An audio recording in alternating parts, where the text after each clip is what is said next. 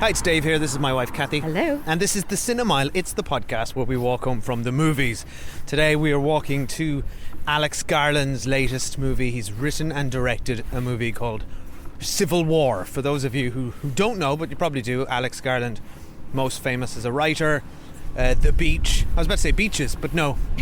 He is not the wind beneath anyone's wings. The Beach, 28 Days Later. First directorial debut was Ex Machina. Which is a film we great love. Movie. We love it. He most recently made the TV show Devs, which we also loved. Yes, that was fantastic. Yeah, great sci-fi. And also the other sci-fi, which he wrote and directed, called Annie Hilton, according to Kathy, which you can scroll back. We reviewed that a long time ago. I can't say it's like Ex Machina is something that's always stuck with me. The Beach, and actually Devs I've often thought about since we watched.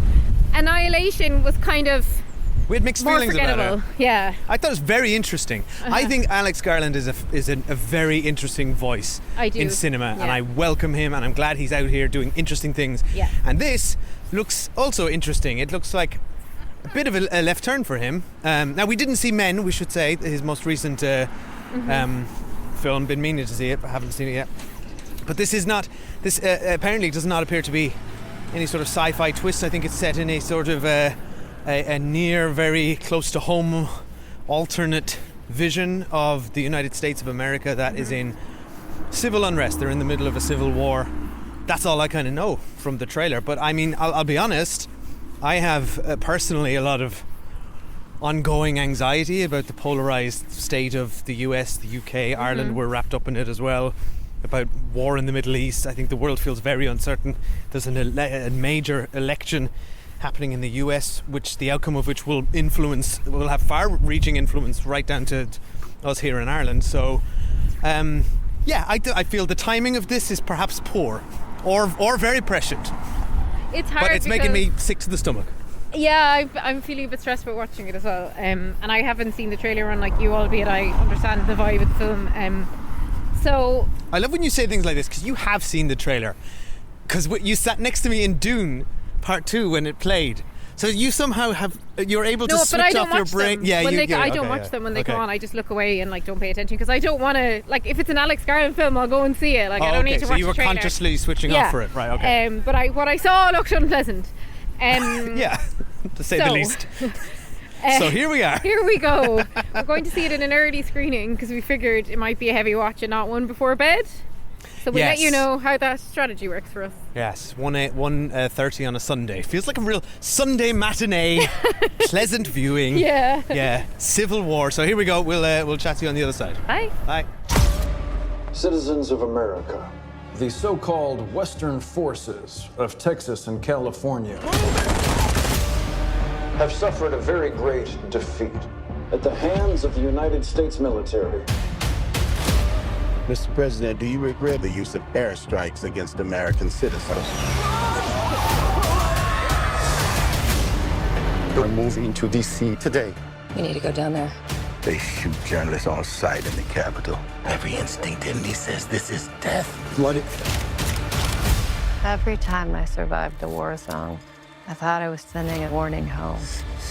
Don't do this. But here we are. There's some kind of misunderstanding here. What? Well, you're American, okay? Okay. What kind of American are you? You don't know?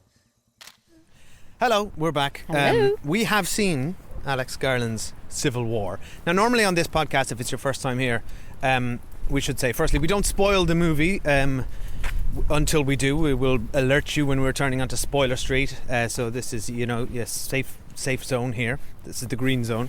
But also, normally on this podcast, we record our instant reactions when we come out of the movie. We don't talk to each other. We save it for the streets, and we flick the recorder on, and then we share each other's instant reactions to the movie. We did not do that on this movie because we both came out a little so shook. Yeah, I just said to Dave, do you know what, can we just wait a while? We'll talk about it later. I don't want to talk about it now. So we've taken a pause. We're here now. It's Monday now. Dave, what are your top line thoughts without spoilers? Well, okay, so I said before we went in, I was very trepidatious. I didn't really want to experience this movie, but I felt like Alex Garland demanded my attention and deserved my attention. So I turned out. Plus, this movie seems to, judging by Cork standards, needs all the help it can get because it's Sunday 1:30. Maybe it's just the timing. There were 2 other people in the whole cinema. The only time our cinema has people in it if it's Barbie or if it's a kids movie. Yeah, all other times deserted. But I gotta say, all right, so my feelings, I wasn't as low coming out as you are. If anything, I felt during the movie I felt very engaged by it, but it wasn't inducing in me the sense of real world present day anxiety and dread which I am living in minute to minute and trying to suppress so I can live my life, which is the state of my personal reality. I didn't feel that while in this movie. So the objective of the movie, I think, is it deliberately places this in an America which we kind of don't recognize. Yeah. It is both familiar and not familiar. And I thought it was going to be like a far right, like I thought it was going to be like very much mirroring like the insurrection stuff, and it actually, albeit I'm sure that informed it, it wasn't about those politics. And I think you're right, that helps because it's separate from reality. Exactly. So I felt like I was able to have a detached sense of, I felt outside looking in on this, which helped me sort of. Now it's still, I think, a very harrowing and tough watch, but I think just by the mere fact of it presenting an alternate reality, broadly speaking, we'll give you that the plot is the Nick Offerman is the president, and half the cast of devs are a lot of cast of devs, and Texas and California have seceded from the rest of the United States and calling themselves the Western Forces. They have a flag with 2 stars on it. And there's also mention of Florida doing its own thing as well. So there's 3 forces at play here. Now, I think this is a very deliberate choice to choose Texas and California because it puts you in a state of how are these 2 states, which are currently in our reality very ideologically opposed, how come they've united against the rest of the United States, which I think is deliberate. It sets the tone where you said, you go into this movie expecting it's going to take a position, a political position, but it doesn't.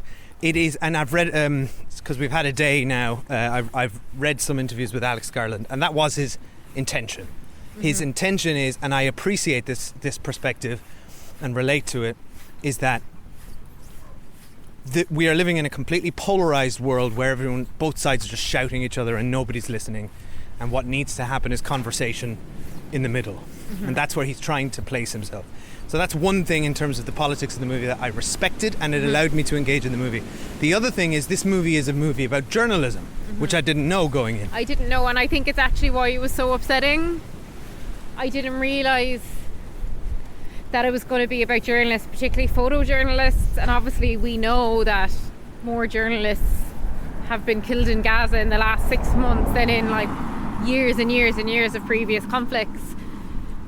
And obviously none of that will have happened when he was filming this, but I think it added that layer of the American stuff felt unreal, but the journalist stuff felt very real. Yeah. And that made it a very stressful watch, I think, and I think a lot of people will feel that. I agree. And they are the protagonists of this movie. It's from their perspective. Alex Garland's father was a cartoonist and for a broadsheet and worked closely with journalists, and he says that's the world he grew up in, and he has a respect for it.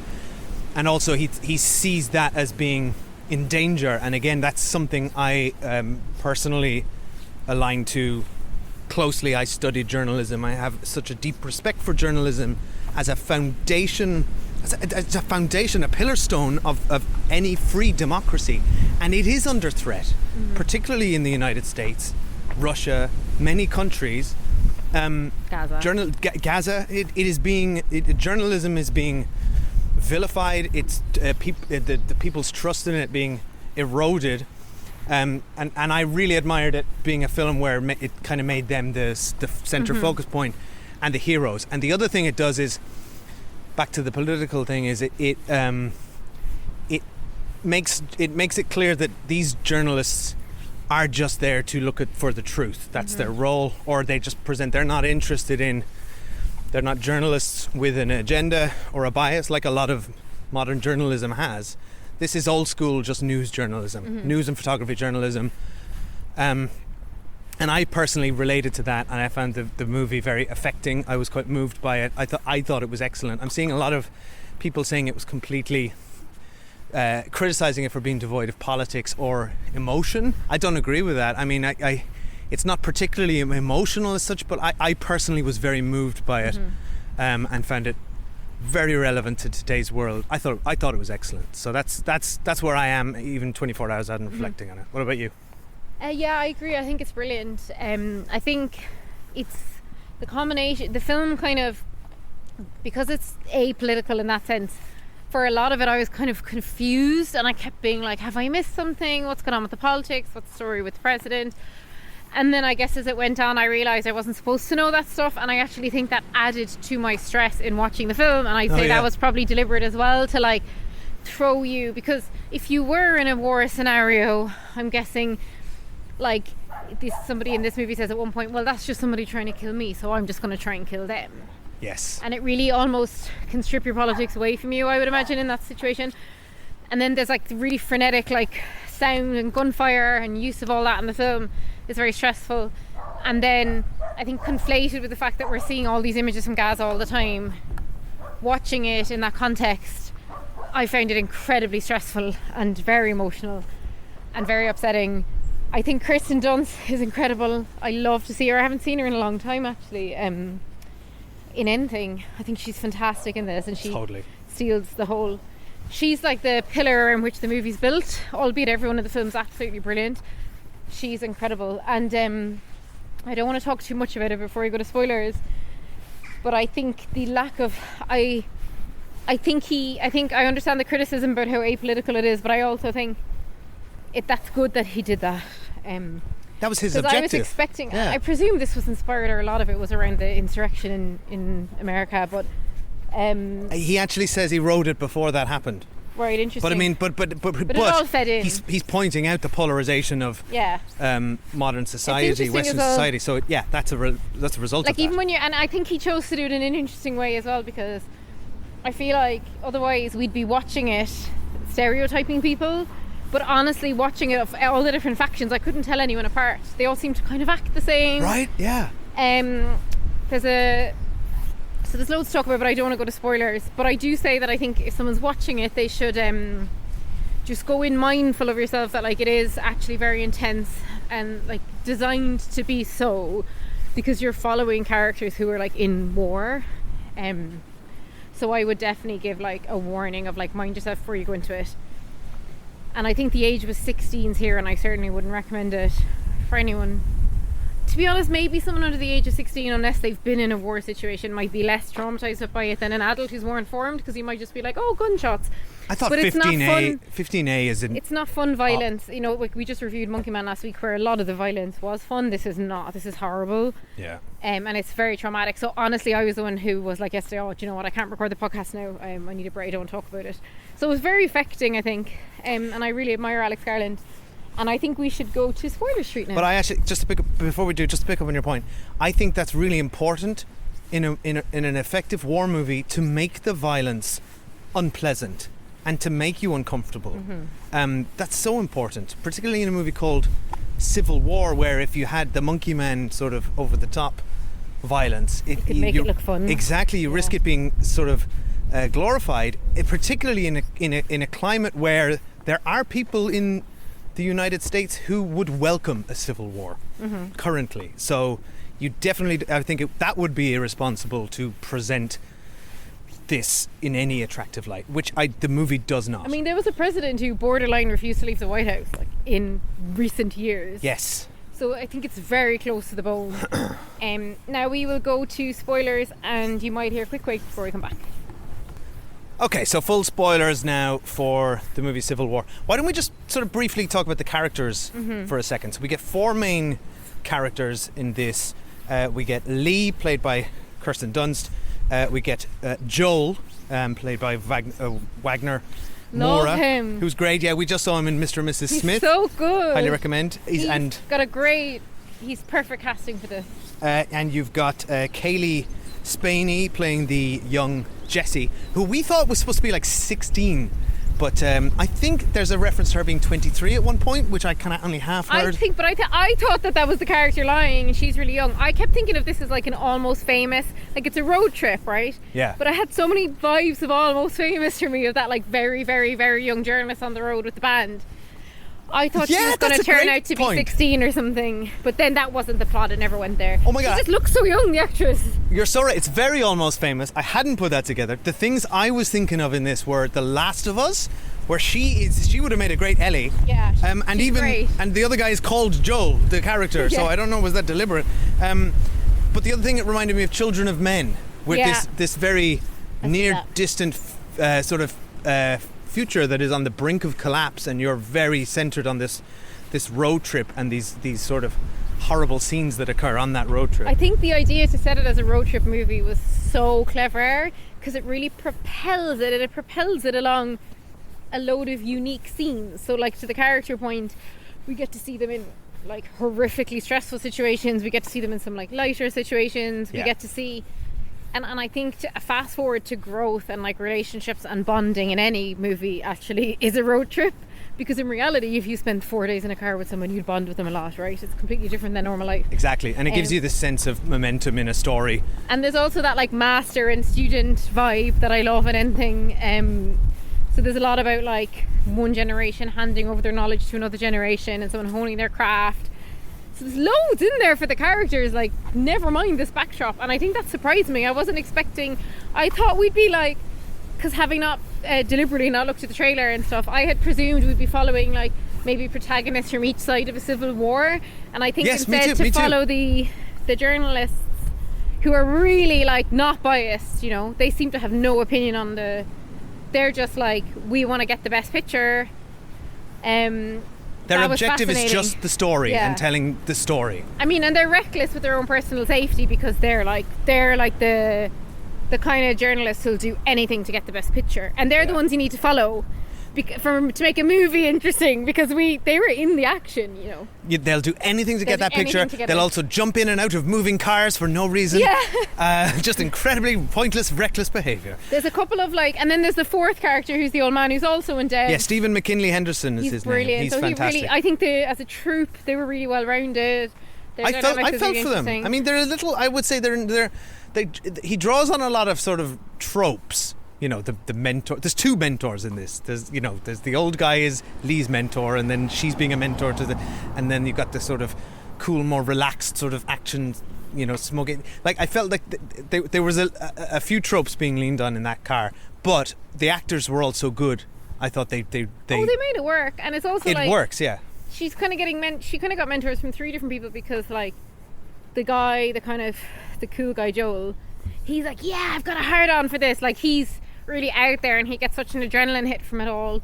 Then you've got Kirsten Dunst, who's like, just like, you need to get the best picture, you need to get the best picture, that's all I care about. And then you've got the old man who's like seen it all, and he's like, take your rest where you can get it. Yeah. Like, I think like that girl's training is like the best training anyone will ever get, like in photojournalism, from these 3 people.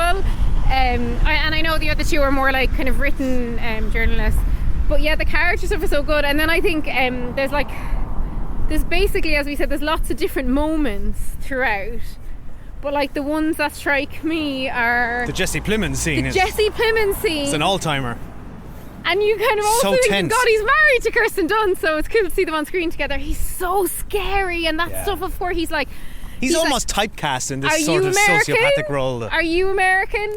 And we're, as the audience, because I didn't understand the politics, and we were not supposed to, I was like, I don't know what he means by "Are you American?" Yeah.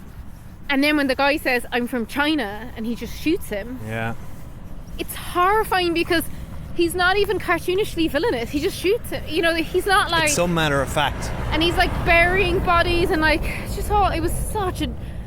Like, I'd like to say I'd watch the scene again sometime, because it was so good, but I just don't think I could bring myself to watch it again. But all of them were incredible. And then the old man there, like, you have to stay behind, you can't run, you're not fast enough, and they've been kind of disparaging him. but you can drive a car And then he into a rescues guy. them, and, Well, I gotta say, that kind of frustrated me a little bit, took me out of it, because I was like, how did nobody hear that car coming? And also, I mean, they're the in quite car, an intense situation. car driving in to save the day is another trope, which I think Alex Garland is better than. But, I don't, and I think like. but it's fine. It's I mean, fine. that scene of like the mass grave and the girl falling onto it. Oh, that stuff's incredible. Horrific. Plus, I gotta say, to give some points to Alex Garland as a director, because I think a lot has been made in the press lately of him not wanting to do that anymore. I think he's a great director. I think he's done a great job here. So tense. I think there's a lot of imagery in here, which I found very moving. There's just the visuals of these empty urban cities. They're like a J.C. Penney's with a helicopter in it. Yeah. Again, very Last of Us. But the thing that stood out to me was there's some beautiful music choices and needle drops in this, and the one where the old man Sammy is dying in the back of the car and they're driving through this burning forest, and there's the kind of the beauty of all these embers Oh my floating god, around. that looked incredible. That was kind of and the beach also the vibes. destruction of it. Yes, I thought I think think that was the shocking moment for us, because as horrific as it was when the other two characters were shot in that scene, they weren't our protagonists, so we're somewhat removed from it. yeah. And in fact, and I wonder if he did this deliberately, he kind of introduced them to us as like kind of annoying characters, but then when the old man's like, I can't drive anymore, I've been shot, and then it kind of, they're driving as he's dying, like it's so intense. And then when they arrive at this base, and then Joel, the way they did the montage, and Joel's just silently screaming, we can't hear him. Great use of silence in this so movie. Good. And lot of everyone's- good uses of silence. Everyone's walking around him, like not Yeah. even paying attention to him, because everyone's so traumatized. And Kirsten Dunst, like we always see her resolve, like she never really acts emotionally towards anything. We saw one moment very early on where she's in the bath and she's trying to close her eyes and she's like remembering stuff she's seen, but then she, at the very climax when they're at the White House, just like has a full-blown panic attack, because it has, like, that has to come out. Like, you can't be in situations like that. Yeah. Particularly in this instance where it's like her mentor has been killed. Such She was incredibly nearly killed. And just the scene of her like mopping up his blood in the back Oh of my the car. god! Like she's so steely, and like that. I just admire anybody who's in that career, because like people get burnt out in like normal office jobs. You know what I mean? I know, what's that going to do to Like, you? how can you? The thing, How can and you witness such horror? And it's like with the all the like incredible journalists in Gaza and the work they've been doing. Every day you're going to work at the risk of death, you know, and you're putting yourself out there to capture images for the world to see. And she says, you know, when I used to send images home from that's abroad, the bit that got me. I was just about to say it. she said, like, I sent it so that it wouldn't happen here. It's a warning. And it's like the echoes of all the journalists in Gaza who are like, we're sending, everyone knows what's happening and no one's stopping it. Yeah. And I think that's just really layered in when you're watching this film. And you're watching a character deal with the futility or the realization that everything she had done has kind of been for nothing. And so dark. And I feel like that line really stood out to me as well. And that feels like what this movie is attempting to do, what Alex Garland is attempting to do. He's sending these images to us from an imagined place, saying, look, this is what can happen. This is a warning. And right? I think making it apolitical makes it more palatable for people to watch. I think so. I'd rather have as many people as possible from both sides experience this. Even you say both sides, you mean like from every side? We're just so From used to sorry, reducing yes, everything. I know. Everything's Yeah. so binary these days. I think early on in the film when the young girl says to, sorry, I can't remember any character's name, Kirsten Dunst, Lee. she says, would you shoot me, as in would you photograph me when I'm dying? And Lee goes, what do you think? And then I knew it was going to happen That was later. a bit It had on to the happen. nose. That was a bit. I know, bit but too much for I me, didn't think so though. was I fine. actually thought it was a very neat way to wrap it up, and also Neat is right, I think, but yeah. but she's a war journalist, like a photographer in that kind of situation. What are the chances of her having survived all those? Like the fact that they're in the White House, we both said it was a bit unrealistic that they got into the White House, but like that bit at the very end when like he says to Nick, What was Offerman, unrealistic that the journalists went in first, and I that know, yeah. none of the military people thought, oh, maybe they're not in that car. oh no, they're definitely in that car. Let's send the entire forces to that car, and we don't need to go into the White House. That drove me nuts. I think it was very interesting though when he says to Nick Offerman right before he dies, like, give me a quote, and Nick Offerman just goes, don't let them kill me. And it was like earlier That'll on, the do. old sage mentor had been like, you know, when you get to the bottom of it, these leaders never really have anything to say. Yeah. And I thought that was fascinating because it's like so many people go to war and they don't even know what they want. The other thing that bothered me was like why isn't he like what journalist? I know he's a writer, but you'd have a dictaphone. You'd record it on your phone. Well, like what? I don't think he never did any. And also, I love movies about journalists, but a thing I really love is when you get into the nitty gritty of the journalism. No, this film was all about photojournalism, though. Yeah, it wasn't about I know, but journalism. it just drove me a bit nuts that you had these two writers in the car and they were never doing any writing or Well, they sending were filing anything. copy in the evenings when they went to the hotels. I kind of like how they removed mobile phones from the film as well, because they said Well, they said they were we have offline. phones, but like there's no I know. internet to use them on. Anyway, we could talk about it all day, but we're not gonna. We both think it's a great movie. It's very intense. I'm glad I watched it. Would I ever watch it again? Absolutely not. No, but I think, and I think, look, people criticising it for coming out at this time, I think this is exactly the time we should be asking these kind of questions. I think exactly the time. What's the And point in holding off on it? Hold a mirror up to the world we're living in now. That's what any good movie should do. exactly. Right, So, thank you we're for home now. listening. Sorry Bye. if we've depressed you. Well, the world is a little depressing, and sometimes you can't shy away from that. Yeah, exactly. Um, Now we're in our house, we're getting off, so come over, let us know what you thought about the movie. We're thecinemile@gmail.com. We're on Instagram, we're on Patreon, we're on YouTube, and we're on TikTok And Letterboxd. and Letterboxd. So yeah, at the Cinemile, so send us what you think, or go to our Patreon page, patreon.com/the Cinemile, if you want something a little more lighthearted, but also dystopian. We just did Robocop, so go listen to our. And we've also we just great fun doing reviewed Robocop. another road trip movie, Crossroads. Yes, Crossroads. This movie is the crossroads of war movies, don't you think? Exactly, absolutely. I think Yeah. that's how it should be defined. Bye. I was about to sing the song. I'm not going to do it. Bye.